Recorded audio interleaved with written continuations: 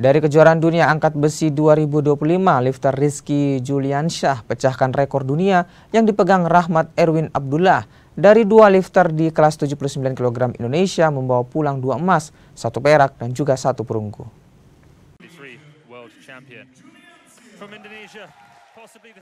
Indonesia turunkan 2 atlet di kelas 79 kg putra kejuaraan dunia angkat besi 2025.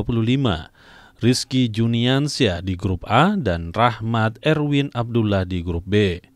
Hasil terbaik mampu ditorehkan Rizky di angkatan clean and jerk, peraih emas Olimpiade 2024, sukses pecahkan rekor dunia yang baru beberapa jam dipegang Rahmat.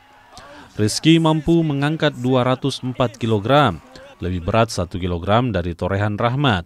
Praktis 1 emas dan 1 perak jadi milik Indonesia. Pada angkatan snatch, Rizky berhasil menambah 1 perunggu setelah sukses mencatat angkatan 157 kg. Dengan total angkatan 361 kg, lifter asal Banten berhasil membawa pulang 1 emas lagi. Total Indonesia meraih 2 emas, 1 perak dan 1 perunggu dari kelas 79 kg putra.